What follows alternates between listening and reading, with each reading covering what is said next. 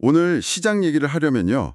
딱 한 이름만 알면 될 것 같습니다. 아, 엔비디아 말씀이시죠? 네, 바로 엔비디아죠. 시장의 모든 예상을 그냥 산산조각 내는 어닝 서프라이즈를 발표하면서 몇 달간 우리 모두를 불안하게 했던 그 질문. AI는 거품인가 하는 그 질문이요? 맞습니다. 거기에 대한 답을 사실상 내놓은 셈이 됐습니다. 그 답이 아직은 아니다라는 거였죠. 이 소식 하나가요, 그냥 단순한 기업 실적 발표를 넘어서서 뭐랄까 가뭄 끝에 내리는 단비처럼 한국 증시 전체를 흠뻑 적시고 있습니다. 코스피가 심리적 저항선이었던 4천선을 단숨에 뚫어버렸고 반도체 관련 주식들은 말 그대로 지금 축제 분위기입니다. 네, 맞습니다. 그래서 오늘 저희는 이 엔비디아 효과라는 거대한 파도가 정확히 뭘 의미하는지, 그리고 이 파도 위에서 서핑을 즐기는 업종과 또 파도에 휩쓸려가는 업종은 어딘지 그 생생한 현장을 깊숙이 한번 들여다보겠습니다. 네, 여러분의 자산을 지켜줄 새로운 금융상품부터 7년간 이어진 기술 전쟁의 결말까지 한번 제대로 짚어보시죠. 자, 그럼 가장 뜨거운 이야기부터 시작해보죠. 엔비디아 실적, 아니 도대체 숫자가 어느 정도였길래 시장이 이렇게까지 반응하는 건가요? 아, 그 숫자를 보면 정말 입이 떡 벌어질 정도입니다. 그래요? 3분기 매출이 작년 같은 기간보다 무려 62%나 뛰었고요. 특히 AI의 심장이라고 할 수 있는 GPU 수요가 몰리는 데이터 센터 부문 매출은 66%나 폭증했습니다. 66%요? 와, 네, 이건 그냥 장사가 잘 됐다 이 수준이 아닙니다. 전 세계가 AI 인프라를 구축하려고 엔비디아 앞에 줄을 서고 있다는 걸 그냥 증명한 거죠. 아, 젠슨 황 CEO가 AI가 선순환 구조에 진입했다 이렇게 자신 있게 말한 것도 바로 이런 배경 때문이거든요. 여기서 정말 흥미로운 지점은 이게 단순히 숫자의 힘만은 아니라는 거죠. 맞습니다. 얼마 전까지만 해도 시장에서는 AI 너무 과열됐다, 이거 곧 버블 터진다, 이런 우려가 진짜 팽배했잖아요. 네, 모두가 반신반의하면서 불안에 떨고 있었죠. 바로 그때 엔비디아가 이 수요는 진짜다 하고 도장을 꽝 찍어준 셈이네요. 정확합니다. 그야말로 심리적인 전환점이 된 겁니다. 불안감이 안도감으로, 의심이 확신으로 바뀌는 그 순간이었어요. 그 폭발적인 안도감이 곧바로 우리 한국 증시로 이어진 거군요. 네, 코스피 4천선 돌파는 그 상징적인 결과물이고요. 외국인 투자자들이 한국 반도체 주식들 다시 사야 할 때가 왔구나 하고 달려들기 시작한 거죠. 그 결과가 바로 우리에게 익숙한 이름들로 나타나고 있죠. 삼성전자는 드디어 10만 전자의 명예를 회복했고, 그렇죠. SK 하이닉스 주가도 하늘 높은 줄 모르고 오르고 있습니다. 증권사 리포트를 보니까 삼성전자 목표 주가를 15만 원, 심지어 17만 원까지 부르는 곳도 있더라고요. 네, 맞아요. 방송인 김구라 씨가 삼성전자로 100% 수익 냈다고 해서 화제가 되기도 했고요. 아, 맞아요. 그 얘기도 있었죠. 근데 저는 그 김구라 씨 이야기가 그냥 웃어넘길 가십거리가 아니라 사실 투자의 본질을 보여주는 아주 좋은 사례라고 생각해요. 어떤 점에서요? 그분이 방송에서 뭐라고 했냐면 그 100% 수익을 만들기까지 거의 10년이 걸렸다고 했거든요. 10년이요? 네. 모두가 삼전환 끝났다고 말하던 그 기나긴 암흑기를 버텨낸 결과라는 거죠. 아, 그게 핵심이네요. 사람들은 오늘 하루 10% 급등한 것만 보지만 그 뒤에는 누군가의 10년에 가까운 인내의 시간이 숨어 있었다는 거군요. 바로 그겁니다. 오늘 같은 날일수록 더 생각해 볼 만한 지점이죠. 오늘의 환호가 있기까지 수많은 투자자들이 눈물과 인내의 시간을 보냈다는 걸 기억해야 합니다. 이게 바로 투자의 현실이니까요. 알겠습니다. 그런데 말이죠. 반도체 섹터 전체가 이렇게 뜨거운 파티를 벌이는 동안 바로 옆 동네에서는 찬바람이 쌩쌩 불고 있습니다. 네. 한때 K컬처의 상징이자 시장의 주도주였던 엔터주들 상황이 심상치 않아요? 네, 분위기가 완전히 대조적입니다. YG 엔터테인먼트는 이달 들어서만 주가가 30% 넘게 빠졌고요. 업계 1위인 하이브를 포함해서 JYP, SM 엔터테인먼트 모두 하락세를 면치 못하고 있습니다. 아니 대체 원인이 뭔가요? 이렇게 갑자기 분위기가 싸늘해진 이유가 있을 텐데요. 두 가지 큰 악재가 거의 동시에 터졌다고 보시면 됩니다. 첫 번째는 실망스러운 3분기 실적입니다. 실적이요? 네, 특히 하이브는 시장의 기대를 크게 밑도는 영업이익을 기록했고 심지어 적자 전환까지 했죠. 잘 나갈 거라 믿었던 기업의 성적표가 예상 밖으로 나쁘니까 투자 심리가 급격하게 얼어붙은 겁니다. 실적 쇼크가 있었군요. 그럼 두 번째 악재는 뭔가요? 두 번째는 좀 더 구조적인 문제입니다. 바로 한알령 해제에 대한 기대감이 사실상 사라졌다는 점이에요. 아, 그 기대감이 있었죠. 네. 그동안 엔터주 주가에는 곧 중국 시장이 다시 열릴 것이다라는 기대감이 상당 부분 반영되어 있었거든요.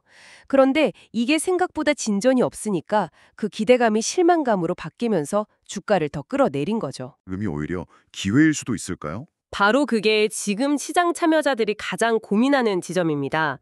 단기적으로는 분명 악재가 많아요. 하지만 증권가에서는 조금 더 긴 호흡으로 보고 있습니다. 내년을 보는 거군요. 네, 내년에는 BTS 멤버들이 순차적으로 복귀하고 또 뉴진스 같은 핵심 아티스트들의 활동이 본격화될 예정이거든요. 그래서 단기적인 실망감에 팔기보다는 중장기적인 성장 가능성을 보고 기다려야 한다는 의견도 만만치 않습니다. 실망과 기대가 아주 팽팽하게 맞서는 구간이네요. 맞습니다. 이런 엇갈린 흐름, 그러니까 어떤 곳은 뜨겁고 어떤 곳은 차가운 현상을 ETF 시장을 보면 더 명확하게 보인다고 하던데요. 네, ETF 시장은 현재 투자자들의 속마음을 가장 투명하게 보여주는 거울과도 같습니다. 지난 한 달간 수익률 상위 ETF 목록을 보면 정말 놀라운데요. 어떤데요? 바이오 기술 관련 ETF들이 최고 28%가 넘는 엄청난 수익률을 기록했습니다. 와, 28%요? 네, ABL 바이오 같은 국내 기업이 수조 원대의 기술 수출 계약을 터뜨린 게 기폭제가 됐죠. 거의 폭등 수준이네요. 그런데 같은 기간 정반대의 성적을 낸 ETF들도 있다고요? 그렇습니다. 같은 기간 수익률 하위 목록을 보면 양자 컴퓨터 같은 차세대 기술 테마 ETF들이 마이너스 20%가 넘는 처참한 성적을 기록했습니다. 와, 한쪽은 천국, 한쪽은 지옥이었네요. 바로 그거죠. 이건 단순히 바이오와 양자 컴퓨팅의 대결이 아니라 지금 시장에 돈이 어디로 흐르는지에 대한 명확한 청사진을 보여주는 겁니다. 어떤 기준으로 옥석을 가리는지 보여주는 단서라는 말씀이시군요. 정확히 보셨습니다. 바이오 섹터는 수조 원짜리 계약서라는 눈에 보이고 손에 잡히는 가시적인 결과물을 시장에 보여줬습니다. 반면에 양자 컴퓨팅은 여전히 미래를 바꿀 위대한 꿈의 단계에 머물러 있죠. 미 연준의 금리 인하가 불투명한 이런 불확실성의 시대에 투자자들은 미래의 꿈보다는 현재의 계약서에 돈을 걸고 있다는 아주 단순하지만 강력한 원칙이 다시 한번 증명된 겁니다. 그렇다면 지금 이 방송을 듣고 계신 여러분도 한번 점검해 볼 필요가 있겠네요. 내 포트폴리오에 담긴 종목들이 과연 꿈을 파는 회사인지 아니면 결과를 파는 회사인지 말입니다. 네. 시장의 인내심이 점점 바닥나고 있다는 신호로 읽을 수 있습니다. 자, 이렇게 시장이 뜨거웠다, 차가웠다를 반복하니까요. 소중한 자산을 어디에 둬야 할지 고민이 깊어질 수밖에 없습니다. 바로 이 타이밍에 금융시장의 판도를 바꿀 수도 있는 아주 중요한 제도가 본격적으로 시작됐습니다. 네. 바로 종합투자계좌, IMA의 시대가 열린 겁니다. IMA요? 이름만 들으면 좀 어려운데 쉽게 설명해 주실 수 있을까요? 물론입니다. 증권사가 여러분의 돈을 받아서 운용하는데 두 가지를 약속하는 상품입니다. 첫째, 원금은 무슨 일이 있어도 지켜주겠다. 원금 보장. 네. 그리고 둘째, 수익률은 현재 연 3%대인 은행 예금보다 훨씬 높은 연 4에서 8%를 목표로 하겠다. 와, 한마디로 은행 예금의 안정성이랑 증권사 투자의 수익성을 합쳐놓은 하이브리드 같은 상품이죠. 원금 보장의 연 4에서 8% 수익률이라니 사실이라면 정말 솔깃한데요. 이거 너무 좋아서 오히려 의심이 들 정도입니다. 뭔가 함정은 없나요? 물론 세상에 공짜 점심은 없죠. 먼저 이 사업을 할 수 있는 증권사가 극히 제한적입니다. 아무나 못하는군요. 네. 자기 자본 8조 원 이상이라는 어마어마한 허들을 넘어야 해요. 현재 이 조건을 충족하는 곳은 미래에셋증권과 한국투자증권 단 두 곳뿐입니다. 딱 두 곳이요? 네. 그래서 벌써부터 대형 증권사들만의 잔치가 되는 것 아니냐. 금융업계의 빈익빈 부익부를 심화시킬 거라는 우려가 나오고 있습니다. 결국 돈 많은 큰 회사들만 할 수 있는 사업이라는 거군요. 그럼 중소형 증권사들은 그냥 손 놓고 구경만 해야 하는 건가요? 그럴 리가요. 각자 살아남기 위한 전략을 짜고 있습니다. 예를 들어 고액 자산가 몇몇과 손잡고 유망한 비상장 기업에 함께 투자하는 소규모 미니 펀드를 결성하는 식으로 틈새 시장을 노리고 있죠. 백화점이 아니라 편집숍처럼 움직이는 거군요. 네, 딱 그 비유가 맞습니다. 그렇군요. 그럼 이런 불확실성 속에서 일반 개인 투자자들은 어디로 눈을 돌리고 있을까요? 전통적인 피난처로 돌아가고 있습니다. 바로 금이죠. 금이요? 네, 최근 개인 투자자들이 금 관련 ETF를 엄청나게 사들였습니다. 순매수 자금이 기록적으로 몰렸어요. 시장이 불안할 때 금을 찾는 건 교과서에도 나오는 이야기 아닌가요? 늘 있던 현상으로 볼 수도 있을 것 같은데요. 물론 그런 면이 있습니다. 시장이 흔들릴 때마다 나타나는 반사적인 움직임이라는 분석도 일리가 있죠. 특히 일부 증권사에서는 금값이 온스당 5,000달러까지 갈 수 있다는 전망을 내놓던데 이건 좀 과한 희망회로 아닐까요? 하지만 이번에는 단순히 불안해서라는 감정적인 이유를 넘어선 좀 더 계산적인 움직임이라는 해석이 힘을 얻고 있습니다. 계산적인 움직임이라면요? 내년에 미 연준의 통화 정책이 바뀔 것이다라는 구체적인 전망에 돈이 움직이고 있다는 거죠. 아니라 내년 시장에 대한 선제적인 베팅에 가깝다는 말씀이시군요. 맞습니다.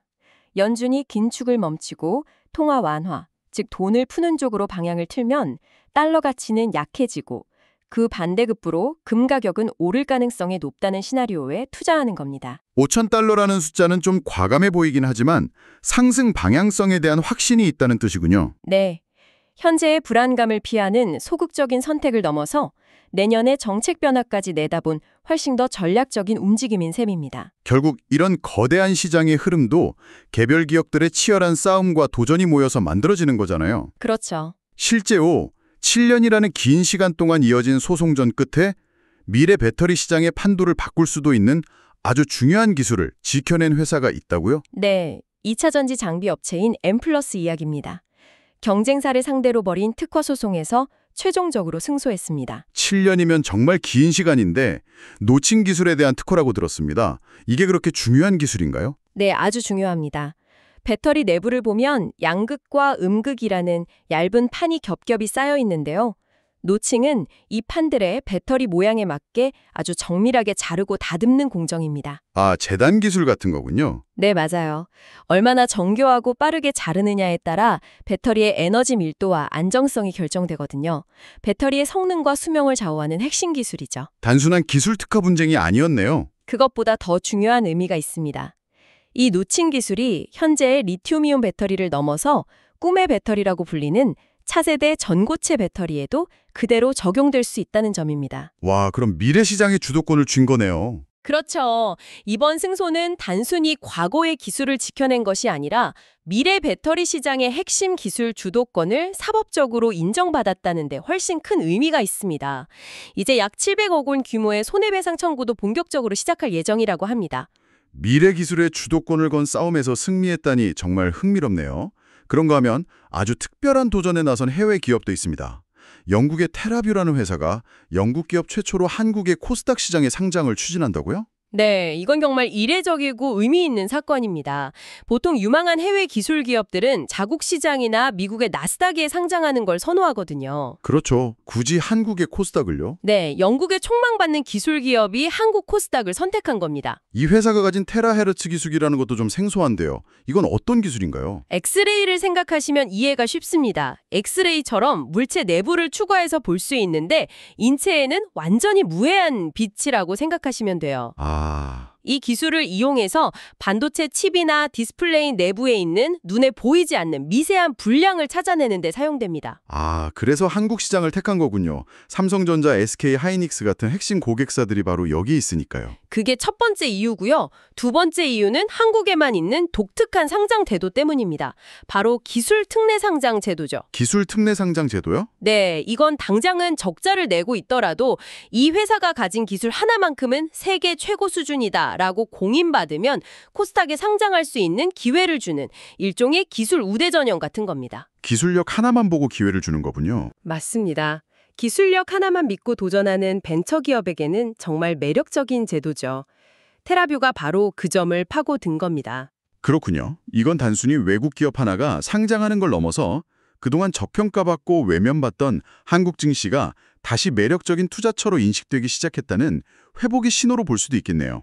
네, 바로 그 점이 가장 중요합니다.